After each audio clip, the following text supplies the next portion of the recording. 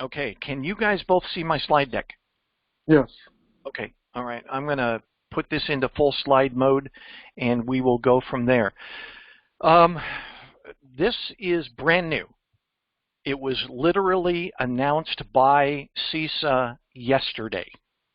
All right, so I actually went out on YouTube and said, has anybody else talked about this? And so far, no one has. And I consider YouTube to be a wealth of resources for cybersecurity. If you want to learn a lot, go out there. You'll see good and bad, but mostly good. So anyway, the CISA.GOV announced that they are coming up with this site that includes free cybersecurity services and tools. Free. Free. So, you know, the first thing you ask is, yeah, but what's the catch? Is there something that do I have to donate my DNA or something like that? Well, let's talk about it. This is part of the announcement from the CISA director, and it says, as part of our continuing mission to reduce cybersecurity risk across U.S. critical infrastructure partners and state, local, tribal, and territorial governments, CISA has compiled a list of free cybersecurity tools and services to help organizations further advance their security capabilities. All right, and there's the website you can go to.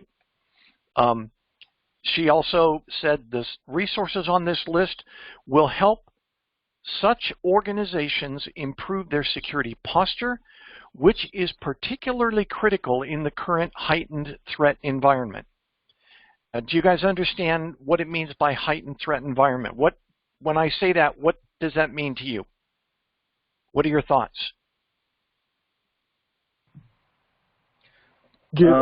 Basically, cybersecurity threats a lot. That's the first thing pop in my mind. Mm-hmm. Ron, I saw you getting ready to say something.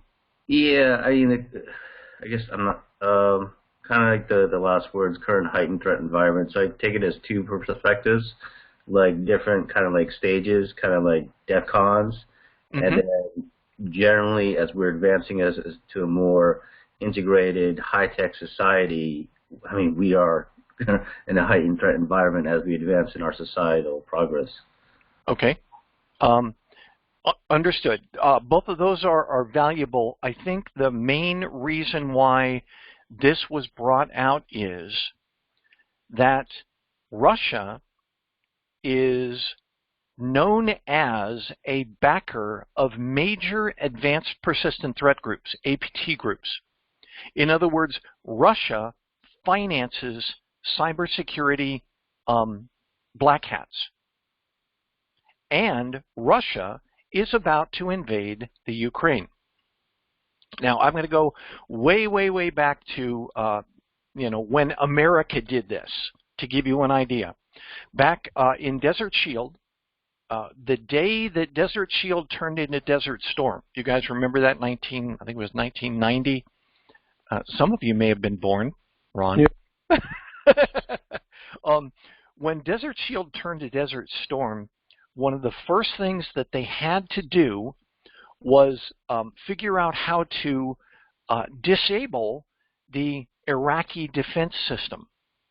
They wanted to do it by the least destructive means possible.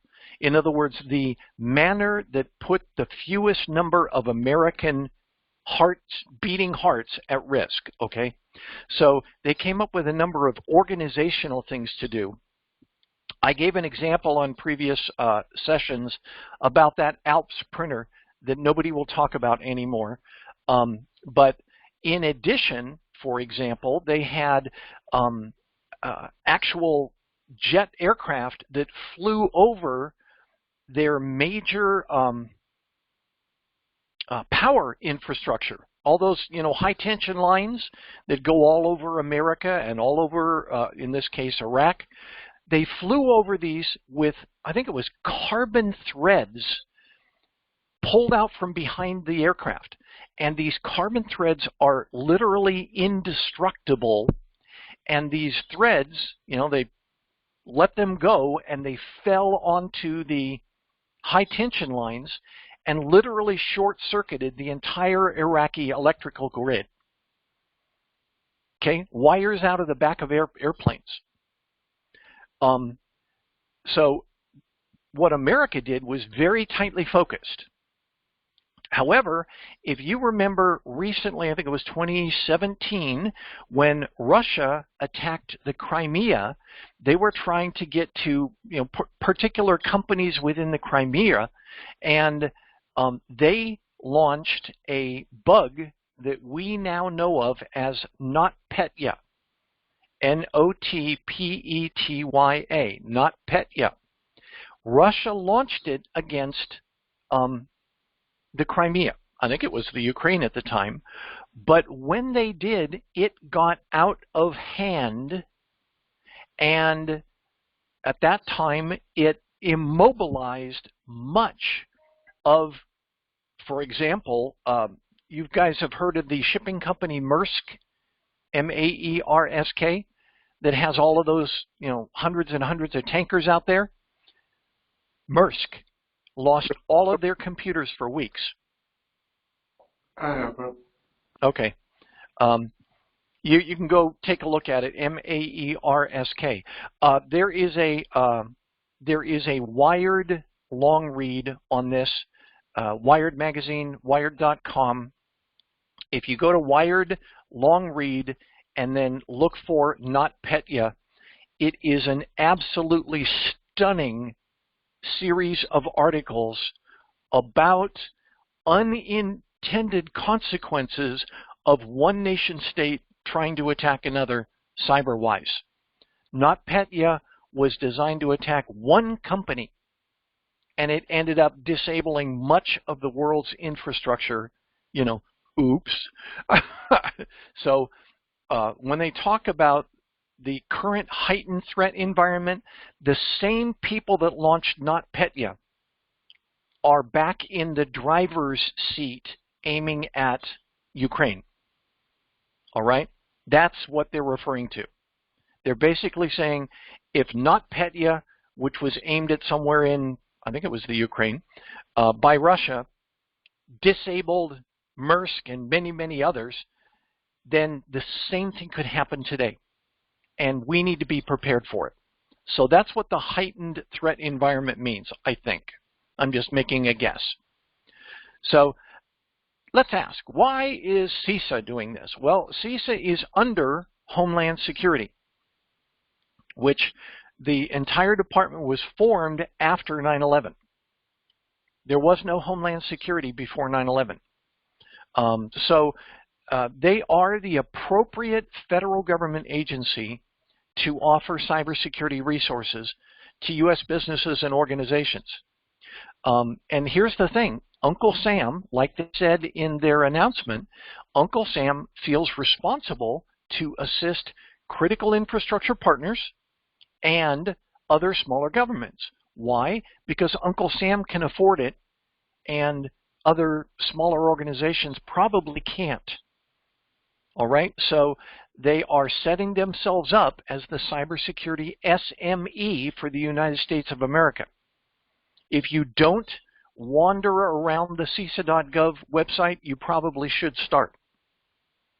So what are some of the benefits and risks of this new program they just announced? Well, the biggest benefit of this is not to the industry partners they were talking about.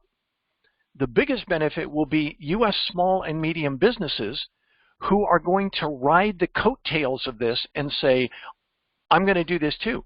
That's not why CISA did this, but anybody can use it. CISA did it because they have industry partners, and we'll talk about that in a minute.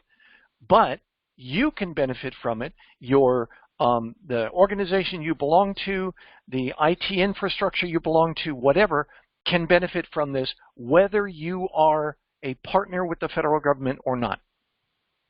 The biggest possible risk of doing this is that now that CISA has announced this, all the black hats and gray hats are scanning it as well. Okay, so they're looking for ways to get around this, or, even worse, finding people who don't implement this and attacking them through their vulnerabilities. Have you ever heard the phrase, Chris mentioned it one time, open source intelligence?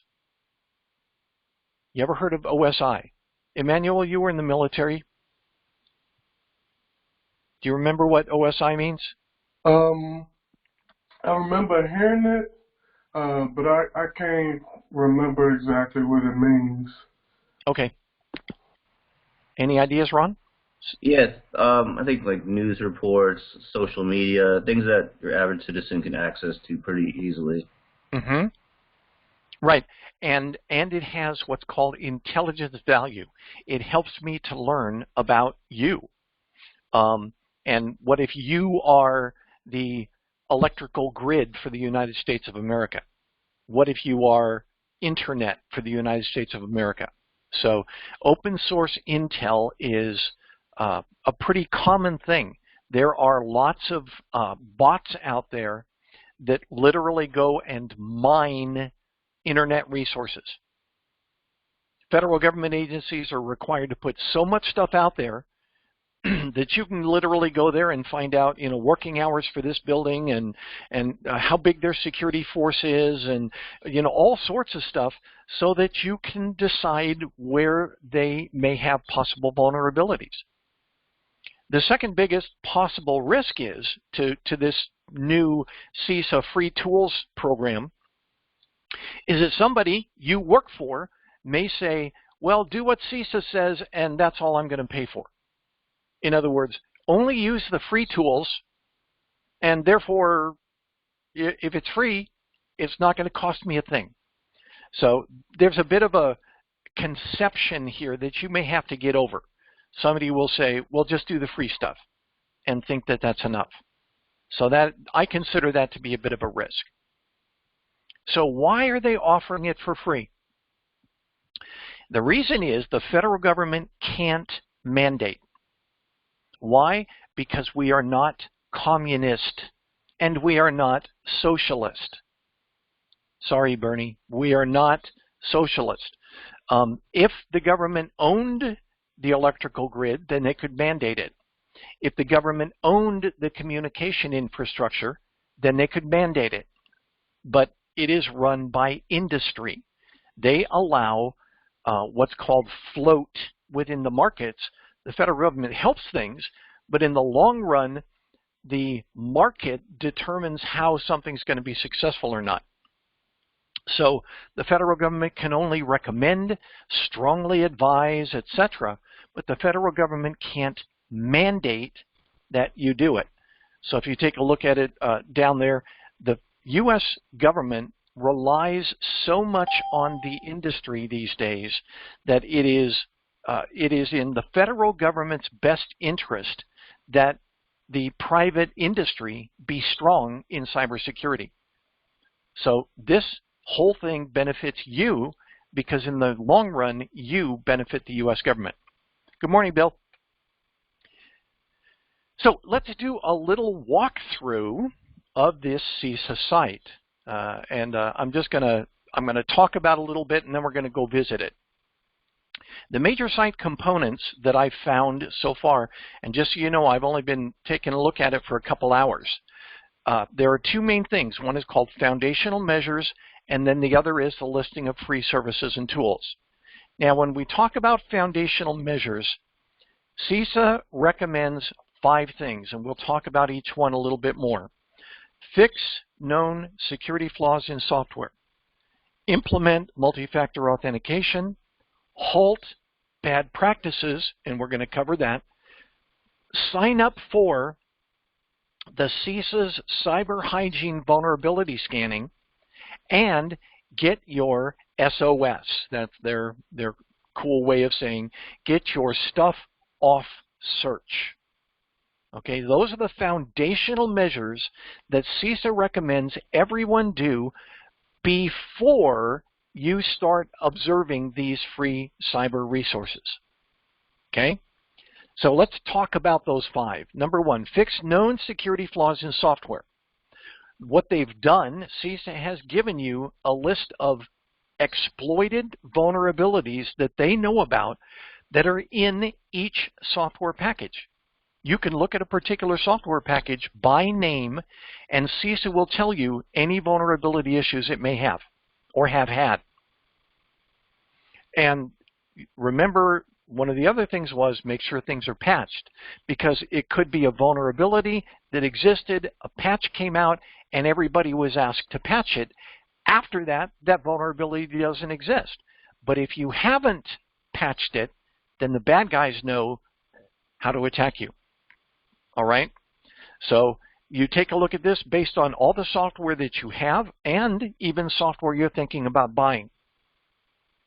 And again, this is updated continually by CISA. Number 2, multi-factor authentication. I hammer this because it is definitely on your Security Plus exam. What are the 3 factors of authentication? It will be on your exam. What are the 3 factors? Good morning, Scotty. Something physical, like a token. Well, that may be a bad example. Something. No, it is. It is a good example, Bill. I appreciate that. Go ahead. Something. I'm sorry, I'm at a loss for words, but something out of your mind. You think of a user name or user ID and password, and then you have like a token code or something that is a randomly generated number or a sequence of characters. Right. But you've just described 2 of the 3. I can't think of a third right now. I'm sorry. Okay. No, that's good. That's helpful. Is what you have, and what you know. Did you hear that? Excellent. Very Thank good. you, Emmanuel. What you are, which is biometrics. Remember, we covered that pretty seriously last week. What you have, that's the token that Bill just spoke about. Or if you have a cell phone, you can use that. What you have and what you know, which is like your PIN or your password. Exactly right. Exactly right. So it's important for you to know those 3 factors, because multi-factor authentication requires you, if you are implementing multi-factor authentication, to stand up and employ at least 2 of those 3. At least 2. So some of the fastest ways to do it are to employ your phone as part of your login. How many of you log into Google and then get the little buzz on your phone that says, was that you? If not, you should. That's called multi-factor authentication. Number 1, you log in. Number 2, it goes to something you have and says, is that you? So that's 2-factor authentication. The point about it is, 1-factor authentication, I don't care how strong your password is. I don't care if you have a 200-character password. It is a single factor, and therefore there is the possibility of it being overcome by a single resource. Somewhere within the security, somebody has a key and they can unlock access. Okay? So multi-factor authentication is number 2. Number 3, halt bad practices. Can anybody tell me right now, CISA lists 3 bad practices. Can you tell me what they are? The next slide will go to it so you don't have to look. But anybody tell me what the best practices or bad practices are? Any? Keeping your password on a little sticky under your keyboard or behind your monitor. We talked about that last week. Yep. Well, okay, let's go to the bad practices. Number 1, replace end-of-life software products. In other words, if you're using an old version of Microsoft Office 2010, you can bet it has vulnerabilities. Okay? but it's not being updated anymore.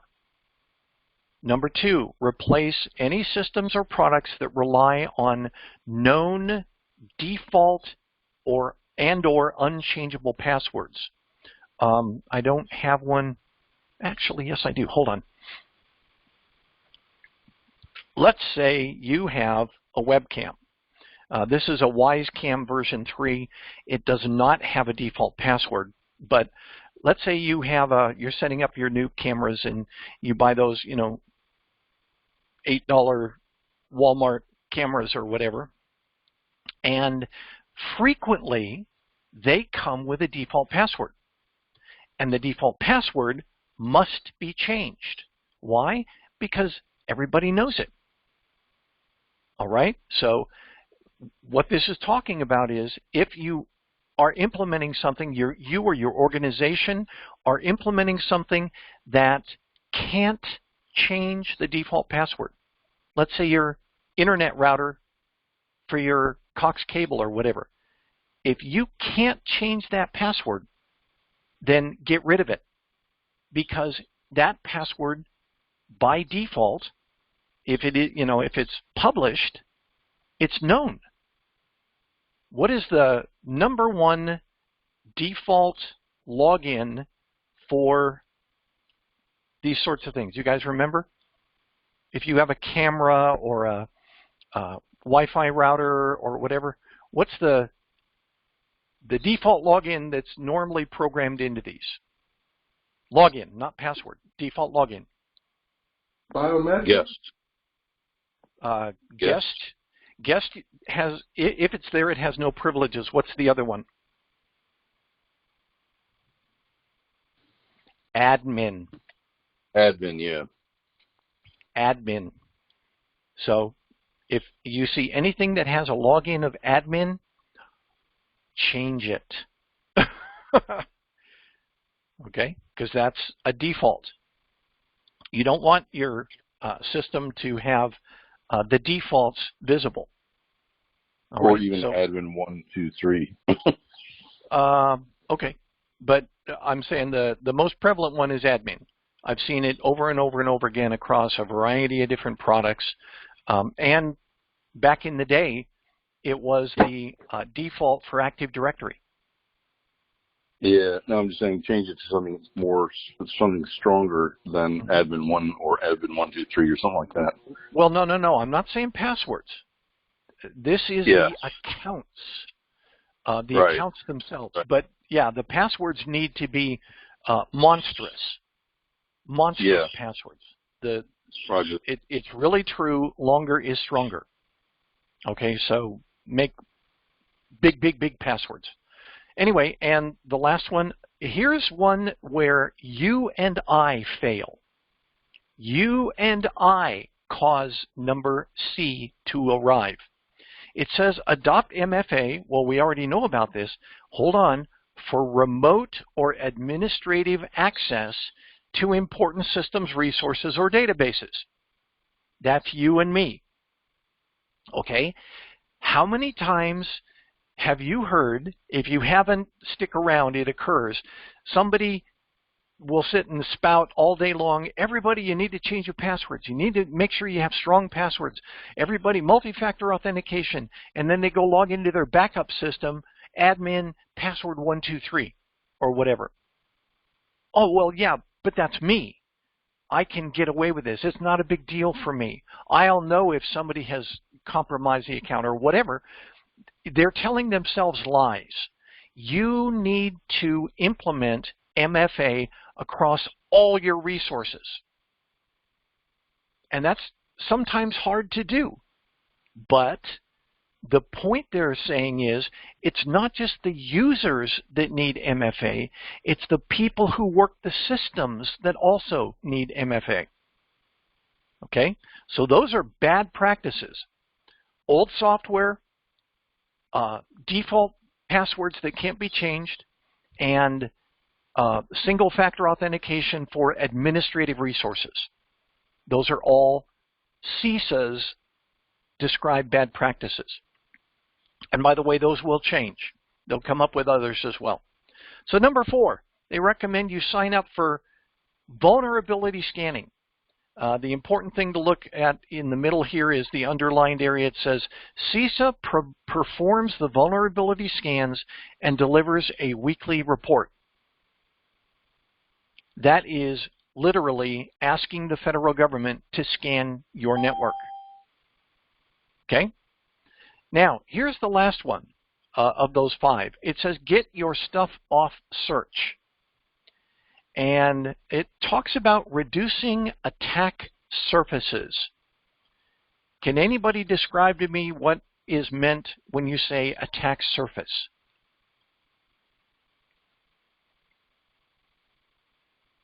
The attack surface means the particular area to attack, where we have to be attacked. That is called the attack surface. For example, so if in the bank system they have a different department and the attacker want to attack to the finance department because he's more interested in the money and all these things. Okay. All right. Can anybody give me a good example? Like if you're a burglar and you're trying to break into a house, where are you going to look? Where it is easy to get inside the house, where is a loose spot. I'm sorry? At the front door. Front door, there's one. Window. Windows? External facing surface. Yeah, right. Okay. Well, the 2 examples that you gave are great ones, Bill. The door and the windows. Nobody is going to go to a blank wall and say, I'm going to attack right here. They're going to go 20 feet down the wall and find the window and try and get the window open. So an attack surface, the reason I'm telling you this is you're going to have to be thinking in reference to an attack surface for your infrastructure. Anything that is public facing can be considered an attack surface. So your organization's website, if you have a VPN access, anything like that, if you have downloadable information that's not on your website, etc., all of those are known as your attack surfaces. All right? It's just a phrase you should become familiar with. If you stand up something new, we're going to have this new, I don't know, let's say Ace Hardware is standing up a new tool that allows you to look at the various colors and compare it to your house or whatever. And you take your house and you take a photo and you hold it up to the camera and it says, oh yeah, that's Asian blue or whatever. That is a new attack surface, an area within your overall attack surface.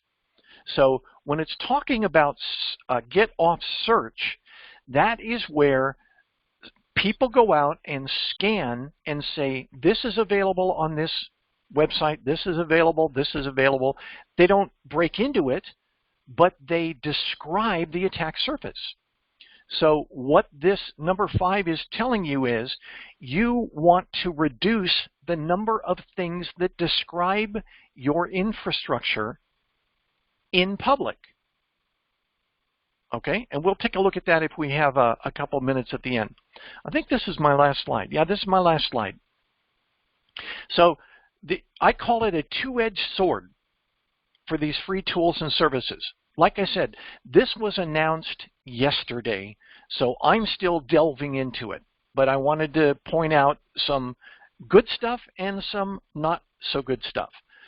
First of all, it is truly free. Like it says on the commercial, free, free, free, free. Okay? Everything on it is indeed free. What's good about it? Uncle Sam finds the great deals. If you want to find free stuff, start with CISA.GOV, because Uncle Sam is charged to find these things for you. Thank you, Uncle Sam. This also establishes what you could call a baseline of what would be considered effective services for cybersecurity. Why? Because it's free. The only reason you wouldn't implement it is you didn't know or you didn't have sufficient resources. Okay, so this is, let's consider this the new baseline. It is best place for you to start. If you don't know what CISA.gov offers, why are you going to go out and pay thousands for commercial services if something's available for free at CISA that does essentially the same thing? So it's always the best place to start. Now, here's what's good for us, the cyber workforce. This doesn't remove the need for you to manage and operate these tools. All right? This is not replacing the human value. It's not. They're going to, the first thing your organization, let's say you work for a warehousing company, your organization's going to turn to you and say, you're the cybersecurity guy, go do this. But it still requires you and your team to do it. All right? It doesn't remove that. Uncle Sam is not going to do it all for you, but they are going to point out what you can do for yourself. Now, here's the not so great. The government can't mandate, except for government and those who do business with the government. And let me point out the interesting thing about that. There is a federal government hiring program out there called E-Verify. E-Verify. It is paid for by the federal government, it's run by the federal government, and it is mandated for all federal government contracts. If you hire people, then you must use E-Verify to ensure that the people you are hiring are legal in America. All right? Sounds good, but it is 100% funded by the federal government, which means your taxpayer dollars. All right? So the federal government, for this new CISA tool kit and services, can mandate it at some point for organizations that they do business with. If you have a government contract, or I don't know, perhaps maybe someday you, and I'm reaching a little bit here, but let's say you get a federal student loan. Maybe. What about a VA loan? Maybe. For your house? Maybe. You know, if the government has a vested interest in you, then they could very well say, you must do this. If you're going to continue to get, you know, federal assistance in this particular thing or whatever, you're going to have to do this, just like they did with E-Verify. Okay? The not so great is these tools will change over time. They may recommend something one month and then it'll be gone the next. Why? Maybe because the provider decided they were going to charge for it, or they found something better. But you know, that's the hazard of looking at free tools. You have to keep watching to make sure that it still provides, you know, cost effectiveness for free.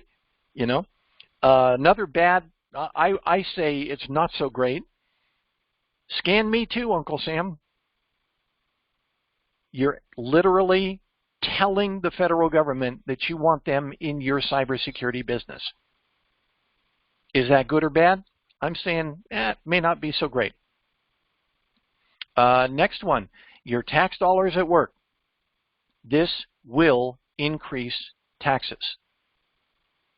These things don't get paid for out of the ether. They come from federal tax dollars. Okay? So taxes go up when services are increased. And now, another thing that I point out here, CISA must now assume its role as the SME for United States interests worldwide. They have started to position themselves, but now they are increasingly doing that. If you're looking for cybersecurity resources and you work anywhere in or around the United States of America, you should know about CISA.gov. You should. And the last one, if let's say there's a commercial product or service that was free, but then the service provider decided, no, we got to charge for it. We just can't afford not to charge. Well, the federal government may at some point say, well, this is so good that we Uncle Sam are going to pay for it and offer it free, which means that the federal government has now taken on the responsibility to purchase software, again, your taxpayer dollars, for everyone to use. Is that good or bad? Well, I don't know. I'm saying it may not be great. Just something to think about. Any questions before we do a quick wander through the CISA website? Any questions? Just out of curiosity, when was CISA founded, and what was the stimulus? CISA was founded, I think it was 2013 or 2014, and it grew from, if we want to go way back, it grew from President Clinton's executive order for critical infrastructure protection, which is where I got my start back in the late 1990s. Okay, thank you. Yeah, sure. Again, it's part of Homeland Security, so it is considered to be one of the highest value federal government agencies around in reference to its value to the American people. And it will only increase. The more and more we rely on cyber resources, the more cybersecurity will become essential. So here's a bad practices page. It's always good to take in a look at that. There are the three we talked about. So there's the bad practices right there. I think it's a great page to go look at and go, oh yeah, that's the worst thing to have me not doing. Here's the announcement. Like I said, it came out yesterday. They announced this. So I jumped on it real fast so that I could bring this to you guys. So let's look at these free cybersecurity services and tools. First off, they talk about foundational measures. And you guys remember we talked about this. Fix the security flaws in software. Implement MFA. Halt bad practices. Sign up for the vulnerability scanning and get your stuff off search. The CISA recommends you do these before you come down and start reviewing these. Okay? So if you're talking to somebody about this, always start with those first five. Always start with those first five, because if you are trying to get this, new super duper cyber scanning tool, but you've got a horrible attack surface, maybe you should look at reducing your VPNs. I remember that was a conversation within my organization, and we had multiple VPNs. So they decided that they were going to go down to a VPN solution so that there was one place that could be monitored more closely rather than multiple places just because we want it to be convenient. Okay, so that's, for example, my organization worked to reduce their attack surface by saying we're going to reduce the number of VPN connections capabilities. So anyway, you go down and look at these free services and tools. Many of them are things that you already know about. For example, let me go down here, Cisco Cloudflare, Microsoft Defender. Here are three things dealing with Microsoft Defender, which you should already know about. It's built into Windows 10 and Windows 11, and it was in Windows 8. So Microsoft Defender is something that you can work on learning more about locally, figuring out the benefits and the drawbacks of doing certain things on your own home system. And again, these come straight out of Microsoft's webpage. And the cool thing is they also list who this resource is from. All right, look at this one. Remote penetration test. What? Yeah, you're telling Uncle Sam to try and penetrate your network for your perimeter defense, also known as pen test, penetration testing. You got I guess the good thing is it's the federal government doing it, but what they will do is they will conduct a simulated attack, and then they'll tell you how it went. If any of you remember the opening scenes of, oh gosh, let's see, The Sting, that was one. Another one was Sneakers. And what's the other one with Sylvester Stallone? Where you talk, oh, the something plan, whatever it was called, where he literally went and got into a prison so he could get out of it. Backup plan, I think what it was called. Well, whatever it was. Escape plan. So all of those begin with somebody doing a test against an existing infrastructure. It was a bank or a prison or whatever, but the same thing applies here. You're asking Uncle Sam to test how good your defenses are. And it's probably not a bad thing to start off early, because then the government can tell you what needs immediate remediation. You think you're, working on this, but there's this little something over here in the corner that you never even thought of. Government pen testing will find that. Okay, so just a thought. And just if you go through and take a look at these, many of them are brand new stuff. Brand new. So yeah, you should go take a look at it. How about BitLocker? How many of you use BitLocker on your home computers? BitLocker. If the answer is, I'm not sure, that means you don't, because you have to specifically turn it on. BitLocker is full disk encryption for the data that's on your computer. You can also do something like BitLocker for your Android and Apple phones.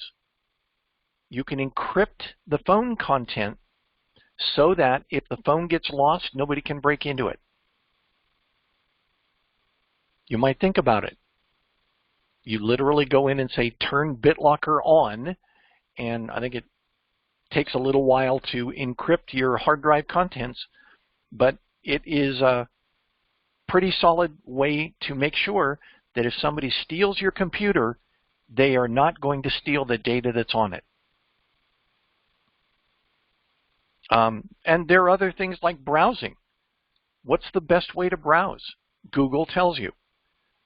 So there are lots of things in here that I'm sure we're going to cover.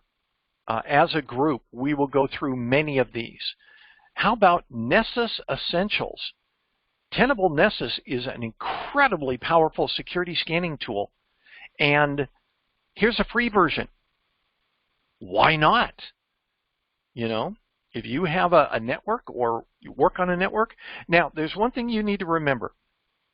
While I'm doing this, I'm telling you all about this.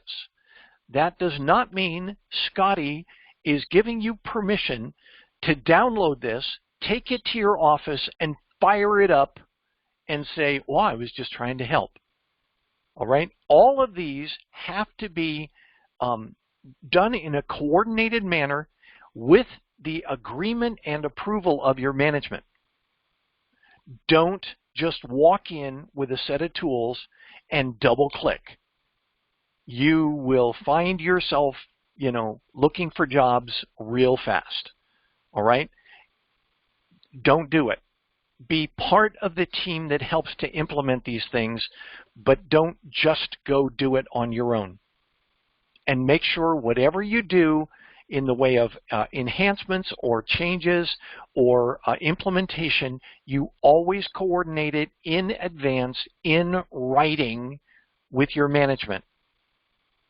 And as you're doing it, remember we talked about this a number of times. You have to use business language when you talk to your customers. Business language, not techie language. Well, we're going to, decrease our attack surface. What does that mean? You have to be able to describe the business change that comes from this and what it will do to benefit the business. So always be prepared to speak in business terms and don't walk in and spout techie terms. That's the best way to get your managers to glaze their eyes over and say next, because they don't understand. So learn to speak in their language. That's probably the best thing you can learn when you're becoming good at cybersecurity. Don't just sling words, because they sound good. People will ignore you with those sorts of things. So anyway, I just wanted to cover this. It's going to be a while before we get through all of this. Take steps to quickly detect a potential intrusion. Very cool. Ensure that the organization is prepared to respond if an intrusion occurs. Very cool. Maximize the organization's resilience to a destructive cyber incident. Very cool. Okay, so we will cover these, I'm sure, but I did want to spend a little bit of time covering some of these things so you guys understand these are out there. And again, everything on this site is free. It's either paid for by the federal government or it's a free resource by the vendors themselves. Cisco, Microsoft, whatever. Tenable, a free security scanner. All right?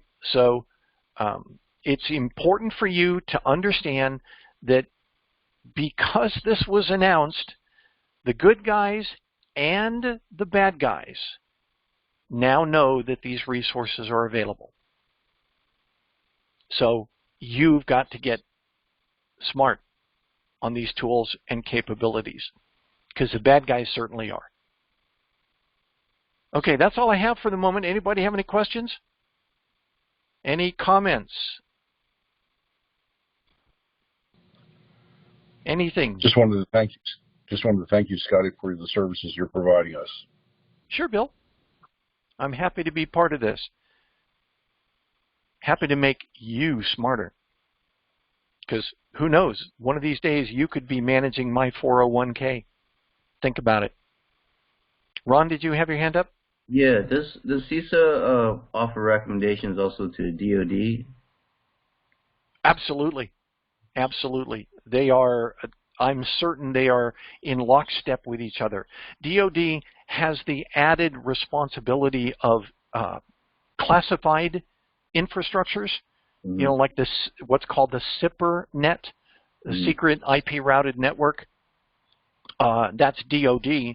But yeah, if something it doesn't have to do with military force projections somewhere in the world, it ends up getting transferred from DoD over to Homeland Security over after a while, because DoD is not in.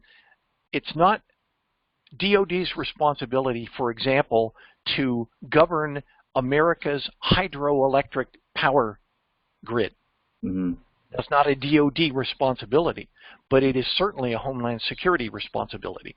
So, the United States military is what's called force projection, to move a group of people with guns or whatever to a particular location to make things happen on behalf of the federal government. Not quite the same as Homeland Security, where they say we have to preserve what's here and protect that. But yes, very similar roles between the two. Anybody else? Good question, Ron. I guess one more. Do you know of any tools or resources for software developers who are interested in incorporating cybersecurity to their code? That depends entirely on the code you're using, but nearly every code has its own what's called a software development kit, or SDK, which includes CyberCheck resources for it. I would say start there, but if you have a particular tool like Python or JavaScript or something like that, we can certainly look for it if it's something that you're interested in pursuing. Also, in this group, Douglas Quintanilla is an app developer, and I'm sure he can provide some resources as well. Okay, well, I appreciate it, everybody. It is now 1 hour, so thank you for participating. And if you like this, let us know ideas on the Facebook page or in email if there's something in particular you want us to do. I love doing this. This is fun for me, but sometimes I run out of topics. So help me learn some topics to help you. All right? Thanks, everybody. Have a wonderful weekend. Bye-bye. You too. Bye-bye. All right, take care. You Thank too.